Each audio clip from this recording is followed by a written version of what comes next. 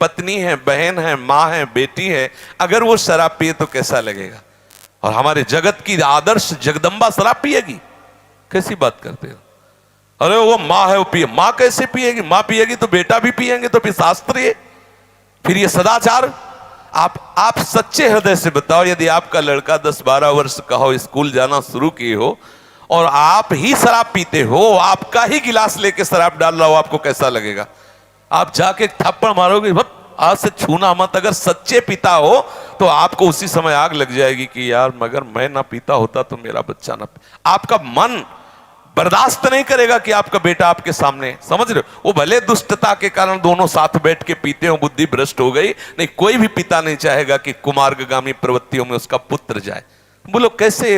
हमारी तो समझ में बात बिल्कुल नहीं आती, और ना हम कभी इस बात का सपोर्ट करेंगे कि कोई मुर्गा चढ़ाओ, कोई बकरा चढ़ाओ, इससे नहीं।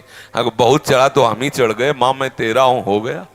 काटने से चढ़ता है क्या? माँ मैं तेरा हूं।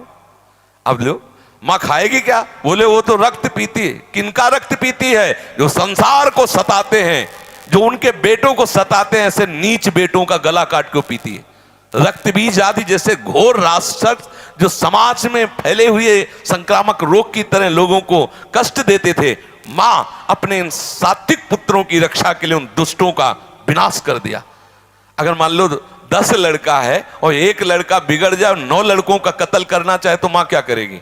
9 की रक्षा के लिए 10वें का खून कर देगी। इसलिए वो महिषासुर, शुंभ निशुंभ, रक्त बीज, इनका वो संहार है। वो भी बेटे, लेकिन दुष्ट हमारे सात्विक सरल हृदय वाले बेटों का तू विनाश करेगा, मैं देख नहीं सकती, और उनका विनाश कर दिया।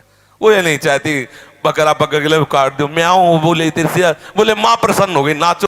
अगर तुझे बहुत ही खून देने की जरूरत तो अपना खून दे मां को, तब माने कि हाँ मां को तू पसंद करता। काट अपना हाथ और पिला के ले मां, अगर तू खून ही चाहती तो। फिर देख तेरे को मां उपदेश क्या करते हैं, अपने तो सुई ना लगनी चाहिए, दूसरे का गला कट जाए। ये सब बेकार की केवल वासना के खेल हैं, भगवत प्रसन्नता का हेतु नहीं है। अर्थ देने से कैसे बचा जाए?